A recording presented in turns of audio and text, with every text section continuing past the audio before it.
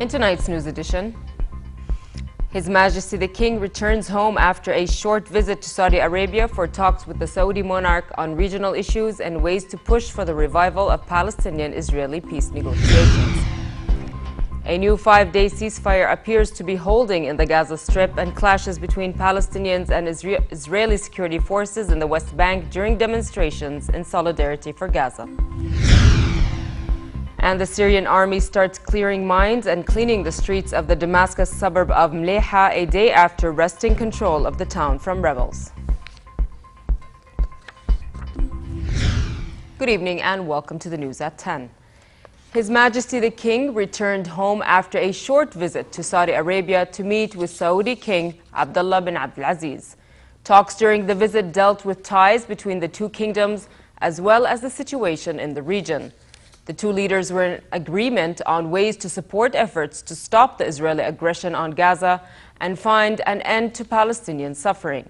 His Majesty urged for intensified measures to revive Palestinian-Israeli negotiations towards a resolution of the conflict based on the two-state solution.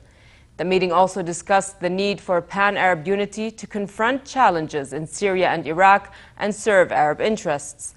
A number of senior officials accompanied the king on the visit.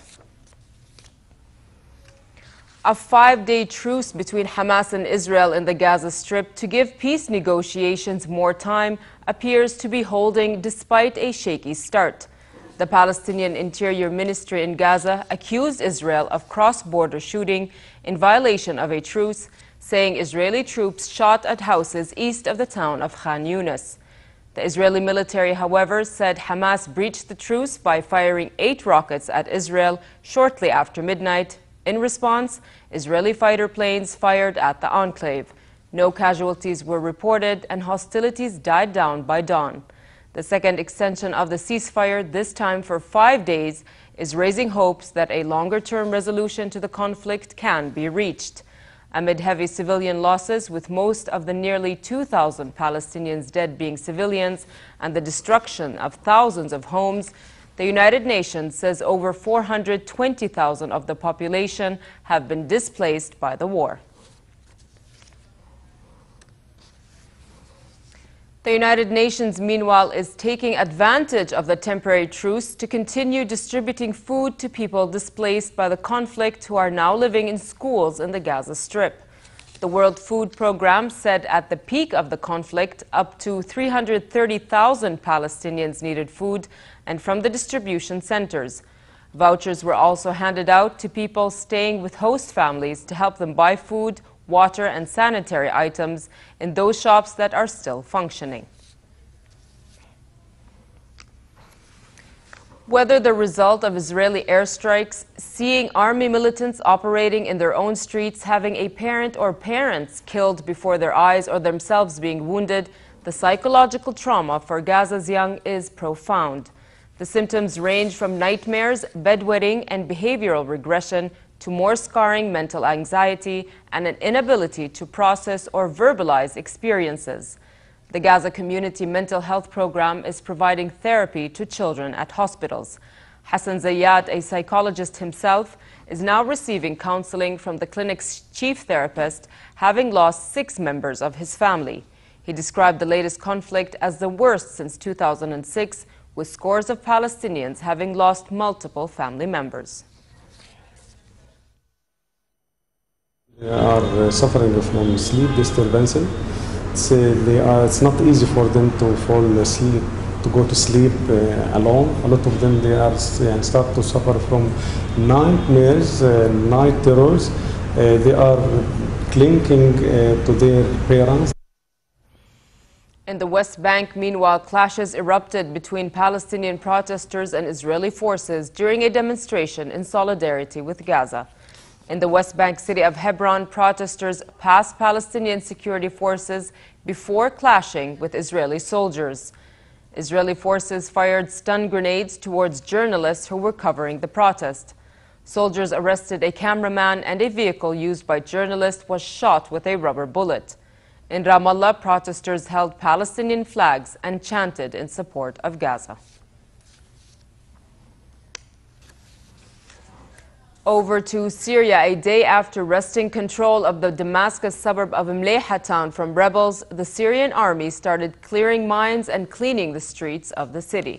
On a government-organized visit, journalists were taken to Mleiha and saw the damaged buildings and infrastructure as Syrian troops began the clear-up. An army officer said soldiers are clearing landmines and blocking tunnels used by rebel fighters who had controlled the area. Yesterday, Syrian state television said Syrian government forces backed by Lebanon's Hezbollah took almost full control of the town just outside Damascus from Islamist rebels. Government forces have pushed back the rebels around Damascus and consolidated its grip over central Syria and along the border with Lebanon. The European Union said individual EU governments are free to send weapons to Iraqi Kurds battling terrorists, provided they have consent of Iraqi national authorities. The EU foreign ministers are holding an emergency meeting in Brussels to discuss a range of issues, including Gaza and Iraq. They could not reach a united position to all send arms to the Kurds, but welcomed the decision of some governments, such as France, to send arms. The ministers are also looking at how to prevent its militants benefiting from oil sales, having overrun some oil fields in Syria and Iraq.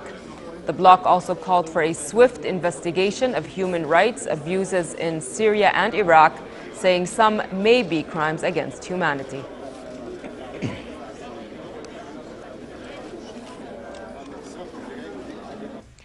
Tribal leaders and clerics from Iraq's Sunni Muslim heartland who rebelled against outgoing Prime Minister Nouri al-Maliki's Shiite-led government are calling for suspension of hostilities to allow for peace talks. They say they are willing to join the new administration if certain conditions are met. A spokesman said Sunni representatives in Anbar and other provinces have drawn up a list of demands to be delivered to the new Prime Minister Haider al-Abidi. Maliki, who was widely seen as an authoritarian figure, stepped down yesterday, leaving Iraqis with mixed reaction. This report has more.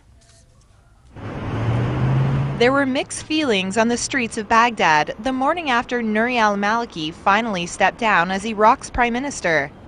Some saw it as a victory for Iraq's fledgling democracy. It is a good decision, and it shows the bravery of the man and his sacrifice for the people. It is a landslide victory for the people. In the face of growing pressure to step aside, Maliki appeared on state television Thursday night and dropped his bid for a third term. He pledged support for his replacement, Shiite Haider al-Abadi, who stood by his side. But not all Iraqis welcome the change. The decision was prompted by internal and external interventions, and this will usher in the start of what is called a compromised democracy. This will have a negative impact in the future and will stop people from taking part in elections. In his televised address, Maliki spoke of the threat from Islamic State militants who have taken over large areas of northern Iraq. Now all eyes are on Abadi, who is seen as a far less polarizing figure with a better chance of uniting Iraqis against the Sunni insurgents. Aid organizations based in the north of Iraq said more and more people, many of them Yazidis, were fleeing violence from Islamic State fighters towards the Syrian border. The International Relief and Development Organization said aid has been sent into Syria to help the Iraqis seeking refuge in Mount Sinjar. The UN Office for Coordination of Humanitarian Affairs said it is too early to declare the crisis over. Improved security has allowed large numbers of Yazidis to escape Mount Sinjar, but some thousands still need help. The United Nations said it has raised the humanitarian emergency in Iraq to its highest level, putting it on par with Syria, South Sudan, and the Central African Republic.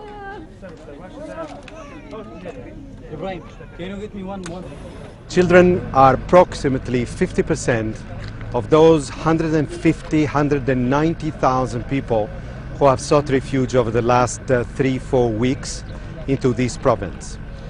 Their fate is linked to the ability to establish camps, multiply meals, distributing them equally and equitably, providing medical care, immunization, and protection for a highly traumatized people. The Ebola epidemic in West Africa will take about 6 months to bring under control, according to head of Médecins Sans Frontières, Joanne Liu. So far, the death toll from the world's worst outbreak of Ebola stood at just over 1,000, the majority of them in Guinea, Sierra Leone, and Liberia.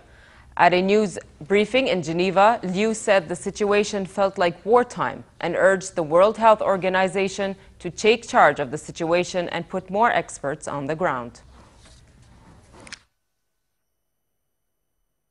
Never faced that before. Unless everybody put their effort together, it would not happen. We've said it over and over and over again, and I think it's happening. We're more or less on the same page. WHO needs to take a leadership and bring some strong element into the field that are operational. To draw attention to a new underwater exhibition of art at Sydney Aquarium, the Sydney Harbour had an unusual visitor for the day. The artworks have been waterproofed and placed amongst the fish and sharks for the month-long exhibition. Alpha Turtle, a 15-meter-long inflatable turtle with its striking contemporary design, is drawing attention to the event. The turtle is the creation of B.J. Price, whose works are all inspired by the Great Barrier Reef.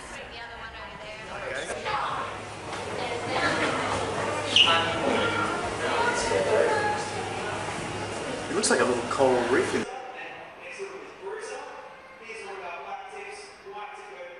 In a way, I hope to reach a wider audience and to, touch the hearts of the public and get them involved in coming up with creative ways to address reef health issues.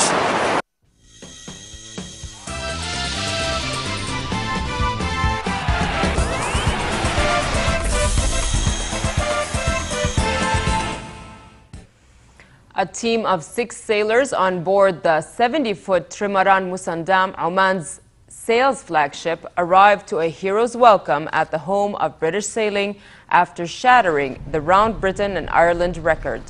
The triple-hulled Maud 70 crossed the Royal Yacht Squadron line off the Isle of Wight, beating the previous record by 16 minutes 38 seconds. After a hectic start, having been delayed by Hurricane Bertha for 21 hours, and with the race rerouted because of driving winds from the wrong direction, the winners completed the 1,800 nautical mile course to set a new benchmark for ocean racing.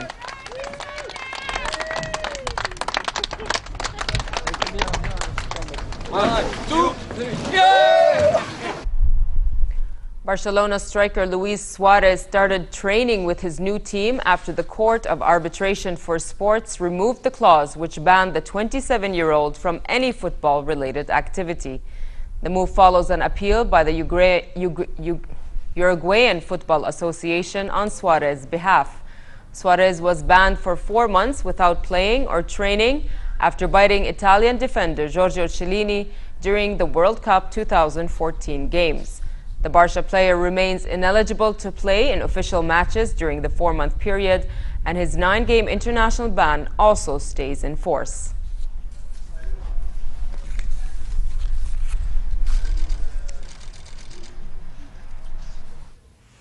And finally, fair tonight in the hilly areas and moderate in the rest of the country. Tomorrow, a slight drop in temperature is expected. Therefore, it will be relatively hot in most regions and hot in the Jordan Valley. The Gulf of Aqaba should expect a warm night and hot day tomorrow with northerly light winds and calm seas. Next are the lows and highs for tonight and tomorrow.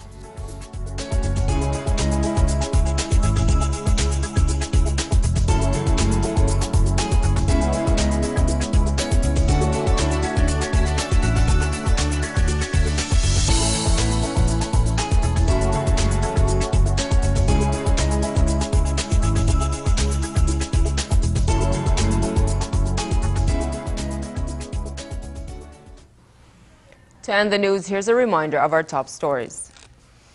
His Majesty the King returns home after a short visit to Saudi Arabia for talks with the Saudi monarch on regional issues and ways to push for the revival of Palestinian-Israeli peace negotiations.